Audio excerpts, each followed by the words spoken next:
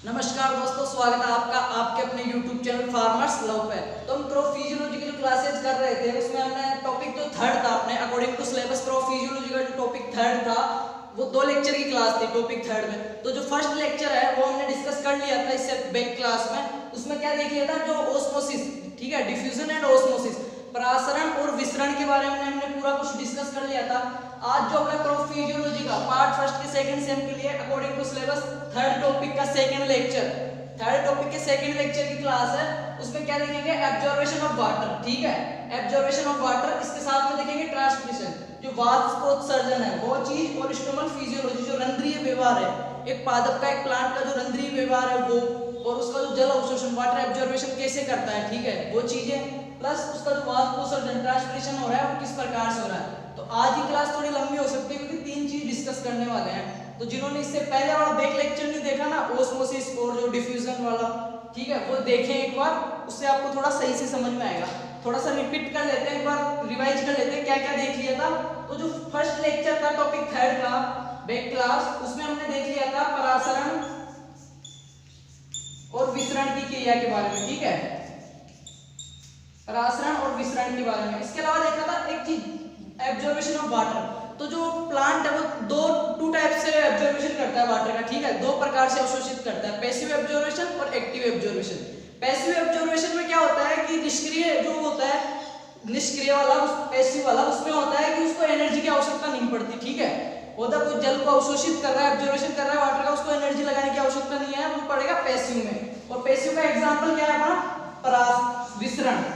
और जो active absorption है उसमें क्या होता है, पौधे को जल को अवशोषित करने के लिए एनर्जी लगानी पड़ती है, उसमें क्या था अपना परासरण, ऑस्मोसिस। तो ये चीज हमने बैक क्लास में देख ली थी। आज बात करेंगे एब्जॉर्प्शन ऑफ वाटर, ठीक है, पादप जो पौधों का जल अवशोषण करता है उस चीज के बारे में। तो अपन देखें कि पौधों के शारीरिक क्रियाकलाप। एक चीज आपने कभी सोचा कि जड़ से ऊपर तक, तने तक जो पादप में पानी पहुंचता है, ऊपर तने में, पत्तियों में, या जो शीर्ष भाग में, वो पौधा ऊपर खींचता है या उसका नीचे से जड़ दबाव लगाया जाता है?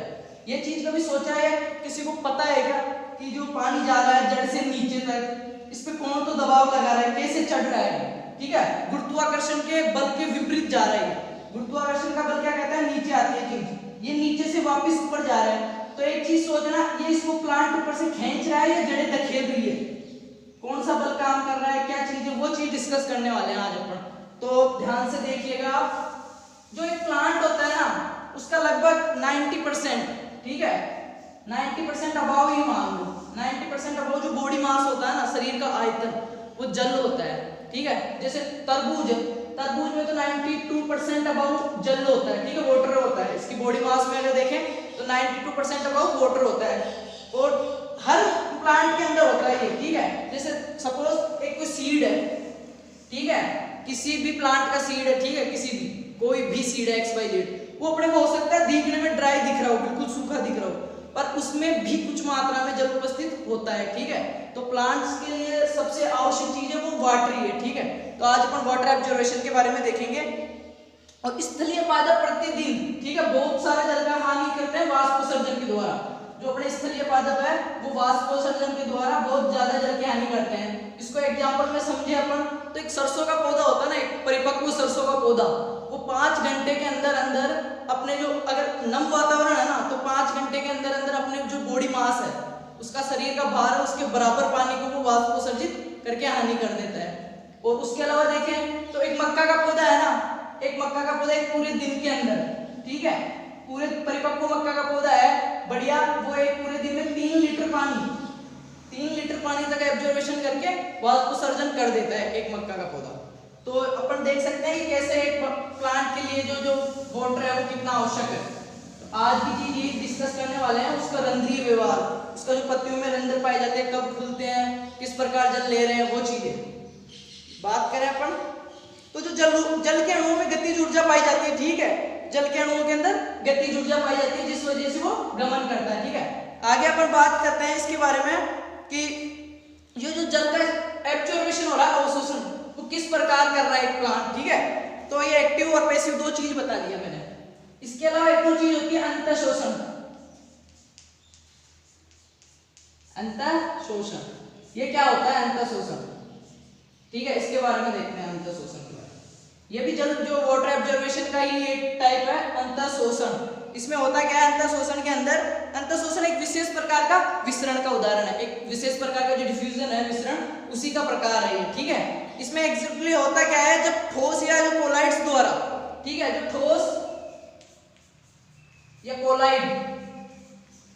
कोलाइड्स जो सतह है किसी पदार्थ की, इसके द्वारा जो पानी का अवशोषित कर लिया जाता है, ठीक है, कुछ अल्प मात्रा में पानी को अवशोषित कर लेना अंतर शोषण कहलाता है, ठीक है। कोलाइड्स या ठोस सतह के द्वारा जल के कुछ मॉलिक्यूल्स को या एब्जॉर्बेशन कर लेते हैं, वह अंतर शोषण कहलाता है। इसका एग्जांपल की बात करें अपन आपको सही समझने के लिए, अंतर शोषण का अगर एग्जांपल देखें तो जो बीज होता है ना, सीड या फिर लकड़ी के जो दरवाजे होते हैं, वो बरसात के दिनों में जब नमी पा लेते हैं, उनको नमी के संपर्क में आ जाते हैं तो कुछ मात्रा में वो फूल जाते हैं, आपने देखा होगा, ऊपर उठ जाता है हिस्सा, दीवार जो गेट होता है अपना डोर, उसको बंद करने में भी तकलीफ होती है, ठीक है। उसी प्रकार जो बीज होते हैं ना, उनमें भी अंतर शोषण की क्रिया होती है। कोई सीड है, जैसे नमी के संपर्क में आएगा, अपने को पता नहीं चलता, बहुत अल्प मात्रा में, बट वो वाटर का एब्जॉर्बेशन करते हैं, ठीक है। और कौन सी प्रक्रिया द्वारा करते हैं, अंतर शोषण द्वारा करते हैं। जैसे गेट वगैरह भी फूल जाते हैं, आपने देखा होगा, अंतर शोषण का बहुत अच्छा उदाहरण है समझने के लिए। इसके आगे देखें अपन तो लंबी दूरी तक जल का परिवहन, ठीक है, ये अंतर शोषण, अवशोषण बोलते हैं इसको, अवशोषण या अंतर शोषण, अवशोषण, इन सब चीजों से क्या होता है कि जो वाटर एब्जॉर्बेशन है ना, वो कुछ जो लिमिटेड जो दूरी है, डिस्टेंस है, उसी में हो सकता है।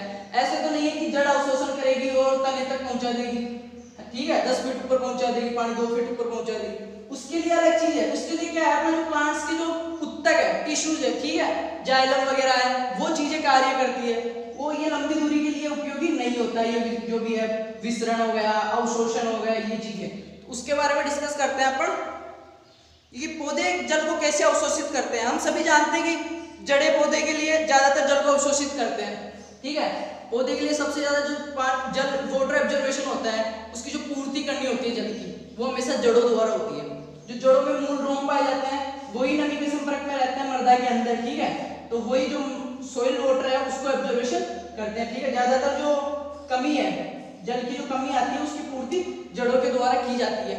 कुछ मात्रा में इसका प्लांट का जो ऊपर वाला वायुव्य भाग है, वो भी जल का एब्जॉर्बेशन करता है, बट सबसे ज्यादा कौन करता है, जो उसकी रूट्स है, जड़ है, वो करती है, ठीक है।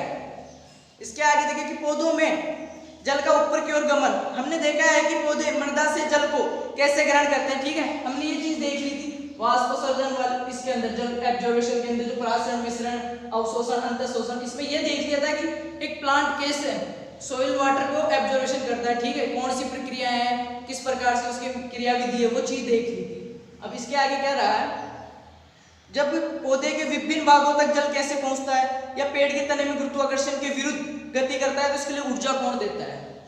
जब जड़ ने यहाँ तक देख लिया था कि सोइल जो वाटर है, उसको जो रूट्स है अपनी प्लांट की जड़, वो एब्जॉर्बेशन कर ली, ठीक है, पर ये चीज यहाँ से यहाँ तक पहुंचेगा, उसके लिए इस जल को ऊर्जा कौन दे रहा है, एनर्जी कौन दे रहा है, दबाव कौन लगा रहा है, ये चीज मालूम होना जरूरी है कि जड़ के द्वारा जो वाटर एब्जॉर्बेशन हो गया है, उसको टॉप पे पहुंचाना है, ठीक है, उसके लिए उसको एनर्जी कौन देगा, या फिर पौधा ऊपर से खींच रहा है, या उस वाटर जो एब्जॉर्बेशन हुआ है वो नीचे से दबाव लगा रहा है, ठीक है, वो चीज देखते हैं। तो उसके लिए क्या है, मूल दाब, एक शब्द सुना होगा हाइड्रोथोड्स, मूल दाब बहुत इंपॉर्टेंट चीज है, मूल दाब, हाइड्रोथोड इंग्लिश में बोलते हैं इसको। इसमें क्या होता है, जब जो जड़ के जो छोटे छोटे मूल रोम होते हैं, उनके द्वारा जल ले लिया गया, ठीक है, इसको जो ऊपर पहुंचाने के लिए जो एब्जॉर्बेशन वाटर है, उसको जो ऊपर टॉप पे पहुंचाने के लिए जो दबाव लगाया जाता है, जो प्रेशर लगाया जाता है, जो एनर्जी लगाई जाती है, वो मूल दाब, जड़ों के द्वारा एक दाब लगाया जाता है, ठीक है, जिससे वो क्या करता है, गुरुत्वाकर्षण बल के विरुद्ध, ठीक है, गुरुत्वाकर्षण बल क्या होता है कि पृथ्वी पे ऊपर से चीज नीचे आएगी, और ये क्या करता है, नीचे से जल को उठा के ऊपर भेजता है, ठीक है, तो इसके लिए जो एनर्जी, जो दबाव, जो प्रेशर मेंटेन होता है, वो मूल दाब, ठीक है, जड़ों के द्वारा लगाया जाता है, जिसको हाइड्रोथोड्स भी बोलते हैं। और इसको उदाहरण को अपन इजी वे में समझे तो आपने एक शब्द देखा होगा, ठीक है, बिंदु स्त्राव, बिंदु स्त्राव या गेटेशन, गेटेशन।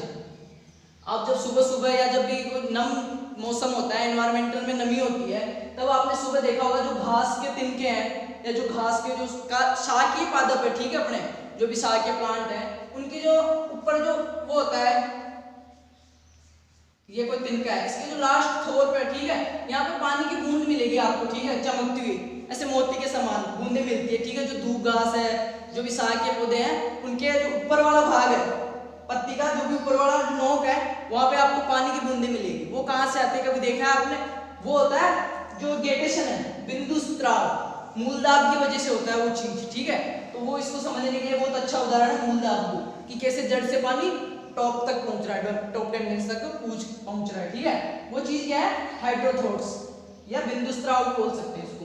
मूलदाब के कारण होता है। बिंदु स्त्राव में क्या होता है, ये चीज देख लेते हैं एक बार, कि सुबह घास के तिनकों का पत्तियों की नोक पर मोती के समान पानी की बूंदों का दिखाई देता है, वो बिंदु स्त्राव या गेटेशन का एक बहुत अच्छा उदाहरण, उसको गेटेशन बोल सकते हैं, ठीक है। नेक्स्ट अपन बात करें तो एक चीज एपोप्लास्ट और सिम्पोप्लास्ट, दो जो है, दो पत्ते हैं। जब प्लांट वाटर को एब्जॉर्प्शन कर लिया, उसके रूट में आ गया, ऊपर भेजने के दो पत्ते होते हैं प्लांट के पास, एपोप्लास्ट और सिम्पोप्लास्ट। ये दो पत्ते, एपोप्लास्ट पत्त, सिम्पोप्लास्ट पत्त, इनके द्वारा ही एक प्लांट नीचे से लेके जल को ऊपर तक या पूरी बॉडी के अंदर, ठीक है, पूरी बॉडी में देता है, इन दोनों के द्वारा। नेक्स्ट अगर बात करें, अपन बात कर रहे थे कि प्राणियों की भांति पौधों में परिसंचरण तंत्र नहीं होता, ठीक है। तो इस जो जल है उसकी कैसे ये फैल रहा है हर जगह, कैसे पत्तियों से, सिराओं से कहां पे पहुंच रहा है, उस चीज को समझते हैं अपन इसके आगे। तो जो ससंजन तनाव, ये जो बल जा रहा है, इसके लिए एक बल भी लगता है, ठीक है। एक सिद्धांत दिया गया था ससंजन तनाव का, ससंजन तनाव, यह जो वाष्पोत्सर्जन आकर्षण कर्षण सिद्धांत, वो किसने दिया था? डिक्सन जॉली, दो वैज्ञानिक थे, डिक्सन व जॉली। ये क्लास ज्यादा डीपली नहीं देखना, 2 लेक्चर में क्लास करनी थी, जो ऊपर का जो मेंटेन हो पा रहा है, ठीक है, ज्यादा डीपली नहीं देखना। ये आपको पता होना चाहिए कि वाष्पोत्सर्जन क्या होता है, जो वाटर का जो एब्जॉर्प्शन वो किस प्रकार होता है, कौन सी टाइप से होता है, रंध्रीय व्यवहार क्या है उसका, ये चीजें मेनली आपको पता होना चाहिए। कुछ आए तो आप लिख सको इनके बारे में, ठीक है। वैसे ज्यादा डीपली जो नीट प्री पीजी मेडिकल जो पढ़ाते हैं उतना नहीं देखना अपने को, ठीक है। बात करते हैं आगे कि वाष्पोत्सर्जन क्या होता है, ठीक है। वाष्पोत्सर्जन क्या होता है? पौधों द्वारा जल का वाष्प के रूप में परिवर्तन तथा इससे हानि उत्पन्न होती है, ठीक है। वाष्पोत्सर्जन क्या होता है? ट्रांसपिरेशन के बारे में बात करें अपन, ये क्या होता है, ये चीज देख लेते हैं कि पौधों के द्वारा मृदा से लिए गए जल को वाष्प के रूप में हानि करना, ठीक है, पत्तियों से उड़ा देना, ठीक है, वाष्प के रूप में हानि, वो क्या कहलाता है? वाष्पोत्सर्जन कहलाता है। कोई प्लांट है, सोइल से वाटर एब्जॉर्प्शन कर रही है, उसकी रूट्स, वो क्या करता है? पत्तियों के द्वारा जैसे ही प्रकाश पड़ता है उस पे, उसके अंदर अभिक्रियाएं होती है, वो जो खाने बनाने की जो भी क्रियाएं करता है, फिर क्या करता है? वो पत्ती के द्वारा, जो उसकी लीफ की जो सरफेस है, सतह, उसके द्वारा उस एब्जॉर्प्शन हुए वाटर को वो वायुमंडल में गैस के रूप में उड़ा देता है, ठीक है, हानि कर लेता है। वो प्रक्रिया क्या कहलाती है? वाष्पोत्सर्जन कहलाती है, ठीक है। वो प्रक्रिया वाष्पोत्सर्जन कहलाती है। और ये प्रक्रिया क्या? मुख्यतः जो पत्ती के ऊपर रंध्र पाए जाते हैं, स्टोमेटा, ठीक है, छिद्र, स्टोमेटा, उनके द्वारा होती है, स्टोमेटा के द्वारा होती है। और ये क्या होता है? मेनली दिन में खुलते हैं, ठीक है। जितने भी रंध्र है मेनली दिन में खुले होते हैं, रात को बंद हो जाते हैं। ये जो रंध्र है मुख्यतः वाष्पोत्सर्जन की में पानी का वाष्प बनकर उठने अथवा ऑक्सीजन और CO2 का आदान प्रदान भी पत्तियों के छोटे रंध्रों द्वारा होता है। और जो पत्तियों के छोटे रंध्र वो क्या करते हैं? जो एब्जॉर्प्शन वाटर को तो उड़ाते हैं वाष्प बनकर, जो CO2 और O2 का जो विनिमय है, ठीक है, इनका जो स्थानांतरण है उसका भी यही देखते हैं, ठीक है। ये पत्ती के ऊपर जो छोटे छोटे रंध्र पाए जाते हैं, स्टोमेटा जिनको बोलते हैं, वो चीज, ठीक है। सामान्यतः ये रंध्र दिन में खुलते हैं और रात में बंद हो जाते हैं। रंध्रों का खुलना व बंद होना रक्षक कोशिकाओं पर निर्भर करता है। जो रक्षक कोशिकाएं होती है, जिनके आगे की जो नारंगी की उसके समान होती है सर, ये जो रक्षक कोशिकाएं होती है ना, इनके ऊपर निर्भर करता है क्या? जो ये पत्ती के ऊपर रंध्र है उसका खुलने और बंद होने की ओपन क्लोज जो सिस्टम है वो इनके ऊपर निर्भर करता है। जब ये रक्षक कोशिका जब स्फीत हो जाती है, ठीक है, ये दो कंडीशन होती है इसमें, एक तो फूल जाती है, टर्गर हो जाती है, एक स्फीत हो जाती है, ठीक है। जब ये फूलती है तो रंध्र खुल जाते हैं, या जब सिकुड़ती है तो रंध्र बंद हो जाते हैं, ठीक है। और रंध्र मेनली दिन के समय खुले होते हैं और क्या काम में आता है? वाष्पोत्सर्जन करने में, O2 CO2 का जो वो है रोकने में, वो चीजें में खुलते हैं और रात में बंद हो जाते हैं। रंध्रों का खुलना बंद होना रक्षक कोशिकाओं ये स्थिति की तरह उस पर निर्भर करता है। और एक और चीज ये तो हो गई, और ये जो इनका कोशिकाओं का खुलना बंद होना है वो पोटेशियम बहुत ज्यादा प्रभावित करता है। जो पोटेशियम पोषक तत्व है ना, पोटेशियम आता है तो रंध्र खुल जाते हैं, ठीक है, पोटेशियम कमी से बंद हो जाते हैं। तो ये पोषक तत्वों का भी इसमें बहुत अहम रोल है। जब अपने क्रॉप फिजियोलॉजी में आगे आएगा चैप्टर प्लांट न्यूट्रिशन का, उस समय और अच्छे से डिस्कस कर लेंगे, ठीक है। आगे बात करते हैं। अब तो दो प्रकार का बल लगता है, ससंजन बल और आसंजन बल, आपने सुना होगा। मेनली कोई पदार्थ है मॉलिक्यूल्स है, उनके बीच में दो प्रकार के बल होते हैं, ससंजन और आसंजन। ससंजन में क्या होता है, समान समान के बीच में लगता है, दो जल के अणु है, ठीक है, उनके बीच में जो लग रहा है आपसे आकर्षण है या प्रतिकर्षण है, वो चीज ससंजन कहलाती है। आसंजन में क्या होता है, जल का अणु हो तो दूसरा मॉलिक्यूल है, ठीक है, दूसरा पदार्थ है, उसके बीच में लग रहा है, वो आसंजन कहलाता है। तो जो ये अपनी क्रॉप फिजियोलॉजी का according to syllabus third topic था डिफ्यूजन एंड ऑस्मोसिस, और उसके अलावा था observation of water, transpiration and stomal physiology, ये कंप्लीट होता है। इसके 3 चैप्टर कंप्लीट हो गए अपने क्रॉप फिजियोलॉजी के। इसके अलावा प्लांट पैथोलॉजी और एंटोमोलॉजी की कंटिन्यूअस क्लास हो रही है, जिन्होंने नहीं देखा है वो एक बार देखें, ठीक है। और जिनको कोई क्लास प्रॉब्लम हो या कुछ और पहले कुछ चैप्टर के नोट्स चाहिए हो या वीडियो चाहिए हो तो वो मेरे को कमेंट करके बताएं, मैं आपको अवेलेबल करवाने की ट्राई करूंगा, ठीक है।